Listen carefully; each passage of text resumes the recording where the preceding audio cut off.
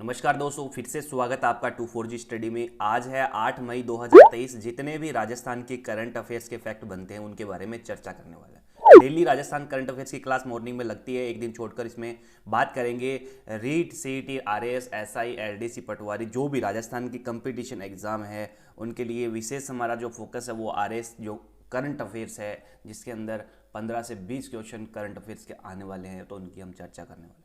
Channel पर पहली बार जुड़े हैं तो चैनल को सब्सक्राइब कर लीजिए, बेल आइकन प्रेस कर दीजिए। पीडीएफ आपको टेलीग्राम ग्रुप में मिल जाएगी। टेलीग्राम ग्रुप की लिंक नीचे डिस्क्रिप्शन में दी गई। टेलीग्राम ग्रुप को आप वहां जाकर ज्वाइन कर सकते हैं।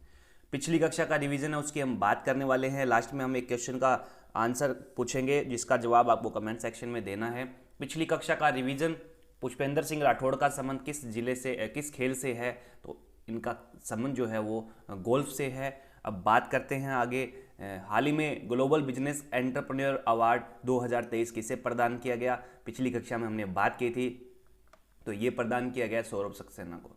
राजीविका सर्स राष्ट्रीय क्राफ्ट मेला का आयोजन किस जिले में किया गया, तो इसका आंसर है उदयपुर।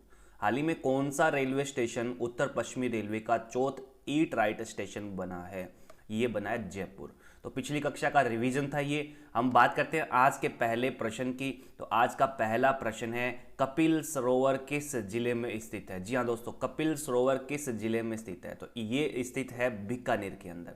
कपिल सरोवर कहाँ स्थित है, बीकानेर के अंदर स्थित है। तो कपिल सरोवर बीकानेर में है। इसके साथ साथ में एक आपको और याद रखना है, रामसागर झील।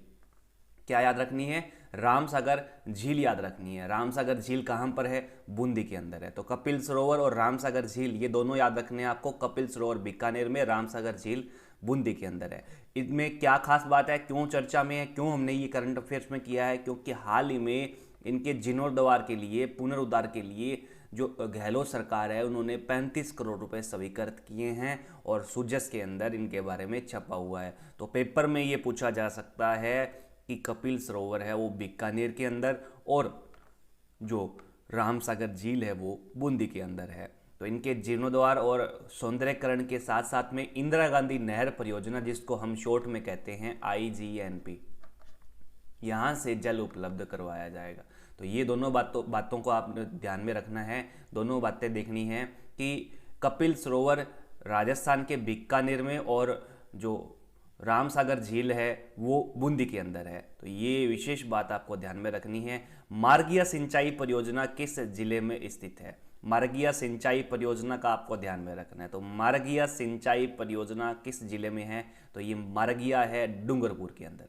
कौन से जिले में है, डूंगरपुर के अंदर है। डूंगरपुर में है ये मार्गिया सिंचाई परियोजना। इसके बारे में हम चर्चा करते हैं आगे। ध्यान रखना है आपको, जो अलग अलग सिंचाई परियोजना है वो सुजस के अंदर दी हुई है। चर्चा में हम बात करेंगे। जो मार्गिया सिंचाई परियोजना है वो डूंगरपुर जिले के अंदर है। मेजा बांध है वो भीलवाड़ा के अंदर है। साग डूंगरी एनिकट जो है वो बांसवाड़ा के अंदर है। ध्यान रखना है दोस्तों, मार्गिया से डूंगरपुर, मेजा बांध भीलवाड़ा है, साग डूंगरी एनिकट, जो एनिकट का मतलब एक प्रकार से बांधी है, बांसवाड़ा में है। थापड़ा एनिकट लिफ्ट सिंचाई परियोजना ये भी बांसवाड़ा में है।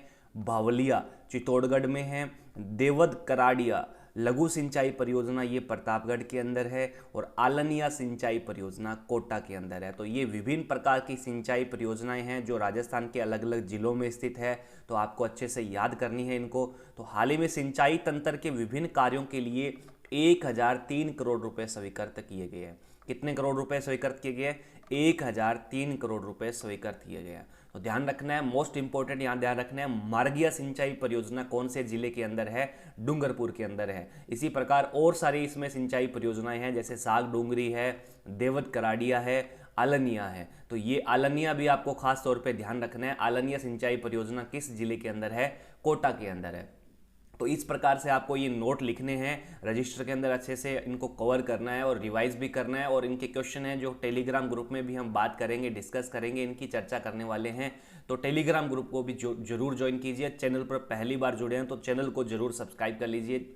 हाल ही में बजट 2022-23 में भीमराव अंबेडकर अनुसूचित जाति बालक छात्रावास किन जगहों पर खोले जाने की घोषणा की है। तो ये भीमराव अंबेडकर के नाम से अनुसूचित जाति बालक छात्रावास है वो राजस्थान के अलग अलग जगहों पर खोले जाने की घोषणा की है। तो यहाँ ध्यान रखना है, इसके अंदर जो ऑप्शन आएगा वो आएगा फलसुंड और उनियारा। फलसुंड है जोधपुर के अंदर और उनियारा है टोंक के अंदर। तो ये आपको विशेष तौर पे ध्यान रखना है। वैसे कुल मिलाकर अनुसूचित जाति जो छात्रावास है वो 5 खोले गए हैं राजस्थान के अंदर। 2022-23 के बजट के अंदर इनकी घोषणा की गई थी। तो यहाँ इसका जो राइट आंसर है वो फलसुंड उनियारा है। फलसुंड कहाँ पर है? जोधपुर में है। उनियारा कहाँ पर है? टोंक के अंदर है। तो ये विशेष आपको ध्यान में रखना है। 2022-23 के अंदर भीमराव अंबेडकर अनुसूचित जाति बालक जो छात्रावास है उनको खोले जाने की घोषणा की थी। कुल मिलाकर 5 छात्रावास है वो खोले जाने की घोषणा की थी। यहाँ पर दौसा के बहरावंडा में सावित्रीबाई फुले अनुसूचित जाति बालिका छात्रावास खोले जाने की घोषणा की है। तो ये ध्यान रखना है खास तौर पे, सावित्रीबाई फुले अनुसूचित जाति बालिका छात्रावास कहाँ पर? बहरावंडा में। किस जिले में है? दौसा के अंदर है। बीकानेर के दामोलाई, जैसलमेर के फलसुंड, जोधपुर के ओसियां, टोंक के उनियारा में भीमराव अंबेडकर अनुसूचित जाति बालक छात्रावास है वो खोले जाने की घोषणा की है।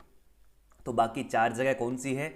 दामोलाई बीकानेर में, फलसुंड यहाँ जैसलमेर में, ओसियां जोधपुर में और उनियारा जो है वो टोंक के अंदर। ये 4 भीमराव अंबेडकर अनुसूचित जाति बालक छात्रावास खोले जाने की घोषणा की है। फलसुंड जैसलमेर के अंदर है। गलती से मेरे हिसाब से शायद मैंने जोधपुर का बोल दिया होगा।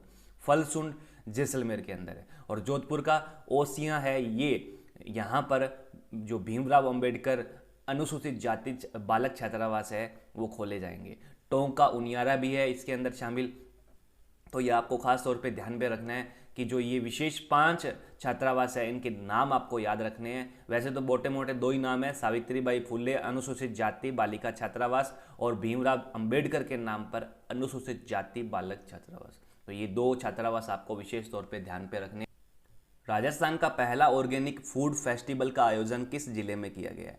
तो राजस्थान का जो पहला ऑर्गेनिक फूड फेस्टिवल है उसका आयोजन है वो जयपुर जिले के अंदर किया गया है। कहाँ किया गया है? जयपुर जिले के अंदर किया गया है। तो ऑर्गेनिक फूड फेस्टिवल का आपको ध्यान में रखना है, क्योंकि हाल ही में जो एक मसाला मेला है वो उसका आयोजन किया जा रहा है। राजस्थान का पहला ऑर्गेनिक फूड फेस्टिवल है उसका उद्घाटन किया 5 अप्रैल 2023 को। किसने किया? कृषि मंत्री कौन है वर्तमान में? लालचंद कटारिया जी है। लालचंद कटारिया जी ने 5 अप्रैल 2023 को ऑर्गेनिक फूड फेस्टिवल का उसका उद्घाटन किया है। फेस्टिवल है वो जवाहर कला के अंदर जयपुर में मनाया जा रहा है, ये ध्यान रखना है। और जयपुर के अंदर कौन सा मेला चल रहा है? सहकार मेला चल रहा है मसालों के रूप में। ये जो मसालों का जो यहाँ इनको बेचना है उसका टारगेट है और प्रोडक्टिविटी जो मसालों की है, सहकार मेले का आयोजन किया जा रहा है जयपुर के अंदर। तो हाल ही में चर्चा में है ये मेला और यहाँ पर ऑर्गेनिक फूड फेस्टिवल का आयोजन भी किया गया है। 5 अप्रैल 2023 को इसका उद्घाटन किया जा चुका है।